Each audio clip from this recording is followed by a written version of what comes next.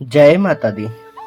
बहुत सारे लोगों ने हमसे प्रश्न किया है कि मृत्यु किसी ने देखी नहीं है, तो उस समय ऐसा क्या घटित होता है कि जिससे व्यक्ति का जो है सोच बदल जाती है और वो सारे जीवन की तपस्या को भूल जाता है। ऐसा क्या घटित होता है कि लोग मृत्यु से भयभीत रहते हैं, मृत्यु के नाम से डरते हैं, जबकि उन्होंने मृत्यु का कभी अनुभव नहीं किया।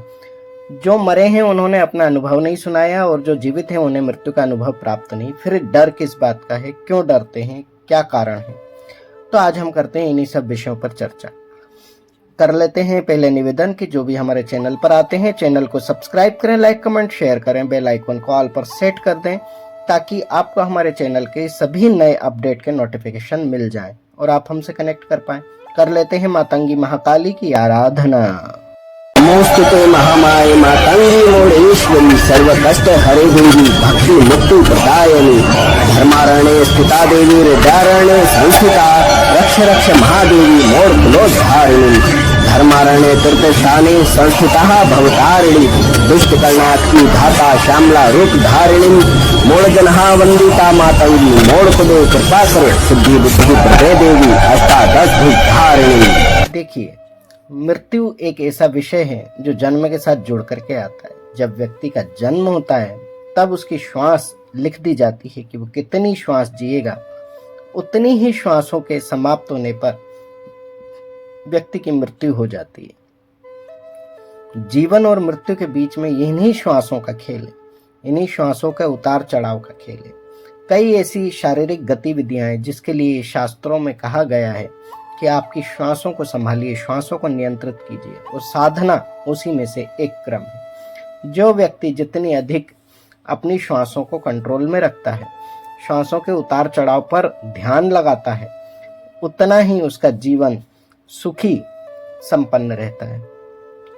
जिनकी श्वास की गति में अवरोध रहते हैं उनकी कुंडलिनी में भी दिक्कत होती है, उनकी याददाश्त, उनकी दृष्टि, उनके श्वास लेने की प्रक्रिया सभी कुछ बाधित होता है और वो लोग एक प्रकार की जटिलताओं में घिरे रहते हैं। ठीक है, तो उनको अपनी जो है श्वास पर नियंत्रण अधिक रखना चाहिए। अब बात आती है मृत्यु की। जब ये श्वास थम जाती है तो व्यक्ति की मृत्यु हो जाती है।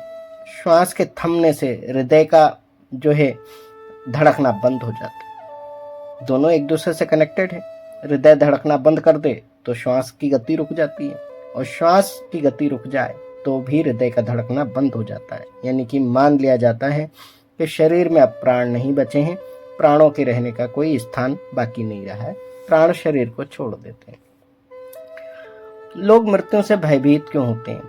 देखिए, आजकल तो लोग शामिल नहीं रहते हैं परिवारों में, पर पहले रहा करते थे। तो कई सारे लोग जिस परिवार में होते हैं तो किसी न किसी की मृत्यु तो होती ही है समय आने पर। कोई जवानी में मरता है, कोई वृद्धावस्था में मरता है, कोई बीमारी से मरता है, कोई किसी की अकाल मृत्यु हो जाती है, दुर्घटना आदि में मरते हैं। और कुछ शास्त्रों में भी निषेध है कि जो जीवन आपको मिला है उसको संरक्षित रखें, उसको संयमित रूप से, संतुलित रूप से जीवन को जीना चाहिए।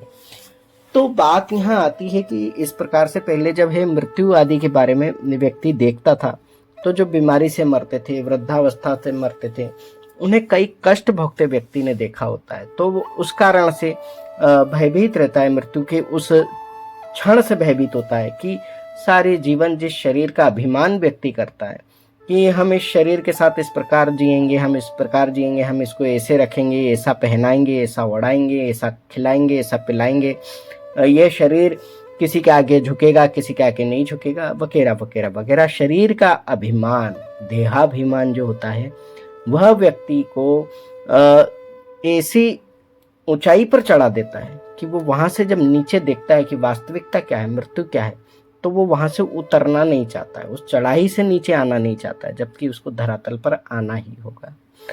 तो इस कारण से भयभीत रहता है व्यक्ति अपनी मृत्यु को लेकर के। फिर जैसा कि एक व्यक्ति जिसके मृत्यु आने को है, वो जब मृत्यु शैया पर होता है तो उसे भिन्न भिन्न प्रकार के अनुभव होते हैं। वो अनुभव जो आसपास लोग होते हैं, देखते हैं, सुनते हैं, समझते हैं, तो उन अनुभवों के कारण भी व्यक्ति के मन में मृत्यु से डर होता है। वास्तविकता में क्या होता है उस समय?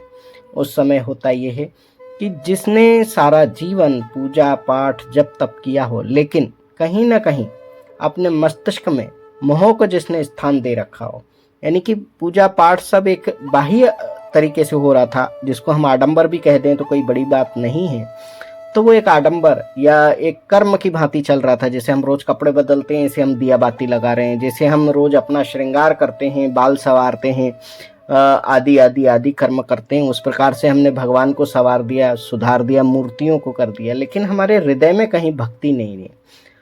तो ऐसी अवस्था में व्यक्ति का मोह जो है उसे शरीर छोड़ने से रोकता है, और उस समय पर प्राण जो है शरीर छोड़ना चाहते हैं और शरीर उन प्राणों को पकड़े रखना चाहता है।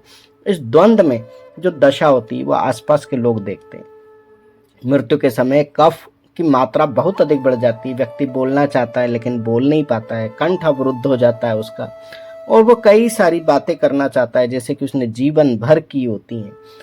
तो जो ज्ञान देना चाहते हैं, जो गुरु पद पर रहे हैं, उनके मन में ज्ञान ही ज्ञान होता है और उस समय भी उन्हें भगवान के साक्षात्कार हो रहे होते हैं। लेकिन जो लोग संसार में डूबे रहते हैं, आकंठ सारा जीवन इसकी उसकी तेरी मेरी मेरा इतना मेरा उतना करते रहे, उनकी नज़रों के सामने वही सब चीज़ें आती हैं और वो उसको छोड़ना नहीं चाहते, उनकी मन की वृत्ति ऐसी हो जाती है। कई मामले में व्यक्ति ने कुछ ऐसे अपराध किए होते हैं जिसका पता किसी को नहीं होता, उस व्यक्ति ने भी अपने आप को इतना झूठ के दलदल में डाल रखा होता है कि वो उन सब चीज़ों को भुला देता है। लेकिन मृत्यु समय उसके सारे शरीर एकत्रित होते हैं। कौन से शरीर? जो पूर्व जन्मों के थे, जिन्होंने अपराध किए हैं। इस जन्म का शरीर जिसने अच्छे बुरे सभी कर्म किए हैं वहां एकत्रित होते हैं और वो सभी उस प्राण को जाने से रोकते हैं, और ये शरीर जो है यही अपने उद्देश्यों की पूर्ति करना चाहते हैं, जो उनकी इच्छाएं रह गई हैं प्रत्येक जन्म की, और जो उन्होंने दुष्कर्म किए हैं उसका दंड उन्हें न मिले, इसके लिए वो प्राणों को रोकते हैं। परंतु प्राण रुकते नहीं, उनका समय हो चुका है, वो चलने को तैयार है। ऐसी अवस्था में इन्हें यम के दूत दिखाई देते हैं, अपने वो बुरे कर्म दिखाई देते हैं, जिसको देख करके व्यक्ति भयभीत होता है। आने वाले समय की उसको अधिक चिंता होती है, उसे लगता है कि सारा जीवन मैंने जिस भगवान को नहीं माना या जिन कर्म के सिद्धांत को नहीं माना, आज वही कर्म के सिद्धांत मेरे सामने आ खड़े हुए। उसके सामने अपने जीवन के सारे दुष्कर्म, जिसको प्रताड़ना दी, जिसको उन्होंने आहत किया, वो सब कुछ दिखाई देता है। अब आप ये पूछेंगे कि उसे पुण्य कर्म क्यों नहीं दिखाई देते? पुण्य कर्म उसने सारा जीवन स्वयं देखा है और सबको दिखाया है, कह करके बताया है और जताया है कि मैं ये पुण्य कर्म करता हूँ, मैंने ऐसे पुण्य कर्म किया है।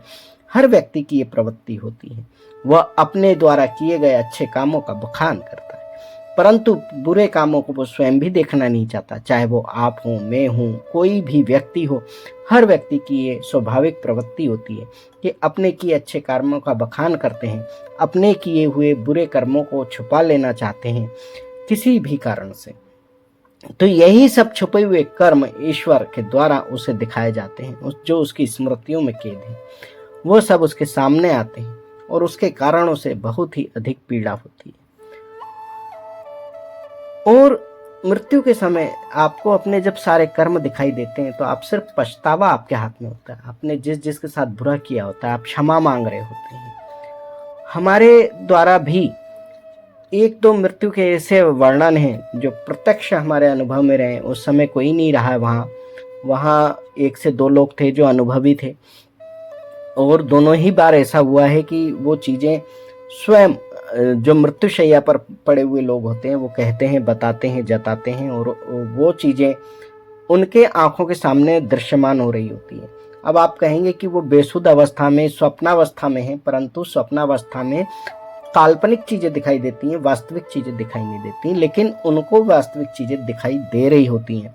उन्हें अपने पुराने सारे कर्म दिखाई दे रहे होते हैं जिसकी वो क्षमा याचना करते हैं, और कफ के कारण उनकी आवाज़ नहीं निकलती, जैसे हमने कहा कंठ अवरुद्ध होता है, लेकिन वो जिस समय क्षमा याचना कर रहे होते हैं तो आसपास के लोग अपने जीवन को सुधार सकें, इसलिए ईश्वर उस समय बल देते हैं कि वह चीज़ें हमें स्पष्ट सुनाई देती हैं, उनके क्रियाकलाप हमें स्पष्ट सुनाई देते हैं, उनकी उस समय आंखें फटी होती हैं, मुख से तेज तेज आवाजें निकल रही होती हैं और उनके हाथ पांव जो सुन्नावस्था में थे वो अचानक से गतिमान होते हैं और वो उन हाथ पांव को चलाते हुए अपने अपराधों की क्षमा मांग रहे होते हैं। या किसी के बहुत पुण्य कर्म होते हैं तो उस समय जब देवदूत उन्हें लेने आते हैं ससम्मान, तो वो उनका अभिवादन करते हैं, उनको प्रणाम करते हैं, उनसे आशीर्वचन मांगते हैं, अपने कुल की समृद्धि के लिए वो शुभ वचन कहते हैं।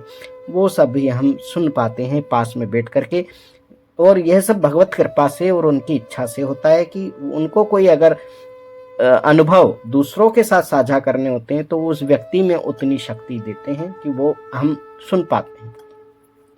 लेकिन ईश्वर अगर ये कृपा नहीं करना चाहते हैं तो वो व्यक्ति क्या प्रार्थना कर रहा है, क्या नहीं कर रहा है, हम नहीं जानते। हम उसको इस तरीके से मानते हैं कि धीरे धीरे उसका शरीर अब प्राणों को छोड़ रहा है। प्राण कई रास्तों से निकलते हैं, जिसने जैसे कर्म किए होते हैं उस प्रकार के छिद्रों से, शरीर के छिद्रों से प्राण निकलते हैं। सबसे निकृष्ट कर्म करने वालों के प्राण मल द्वार से निकलते हैं। कई प्रकार से प्राण निकलते हैं और कुछ लोगों के प्राण निकलते हुए अनुभव में नहीं आते कि कहां से और किस रास्ते से निकले हैं। वो प्राण उनके हृदय के रास्ते से प्रभु में विलीन हो जाते हैं, प्रभु शरण में चले जाते हैं। तो मुझे उम्मीद है कि आपको मृत्यु और मृत्यु के ये सारे मृत्यु समय क्या क्या गतियां होती हैं और आपने सारा जीवन पूजा पाठ किया हो तब भी मृत्यु से लोग भयभीत क्यों होते हैं, ये आपको समझ में आया होगा। तो अपने कर्मों को अच्छा रखिए और सदैव प्रयास कीजिए कि आप कभी बीमारी में हो या किसी ऐसी अवस्था में हो जब आपको लगता हो कि हमारा कोई भी क्षण अंतिम क्षण हो सकता है, सदैव भगवान का स्मरण कीजिए। पहले तो लोग करते भी थे ऐसा, अपने घर की संतानों के नाम भगवान के नाम पर रख देते थे, परंतु बात वही आती है कि वह एक बाह्य आडंबर रह जाता है। भगवान का नाम तो आप पुकार रहे हो लेकिन मोह है। आपका मान लो बेटे का नाम श्याम है और आपका उसके प्रति मोह है, तो आप कितना ही श्याम श्याम पुकार लो, वह मोह आपके आड़े आता है और आपके प्राणों को कष्ट देता है, आपके देह को प्राण से अलग होने में कष्ट देता है। तो इसीलिए भगवान नाम का स्मरण सदैव करते रहें। जब भी चर्चा करें भगवान की चर्चा करें, ताकि जो भी आपका अंतिम समय हो उस समय पर भगवान का नाम आपके साथ जुड़ा रहे। तो चलते हैं, इसी के साथ विदा लेते हैं आपसे। और इस तरह की जानकारियों के लिए आप चैनल को सब्सक्राइब रखिए, बेल आइकन को ऑल पर सेट रखिए। जय मोड़ेश्वरी, बोल बम, जय माता दी। ओम मणिक्यमिणामप्लाल्यन्तीं मदालसां मंजुलवाग्विलासां महेन्द्रनीलं द्युतिकौमलांगी मतं कन्या मनसा स्मरामि।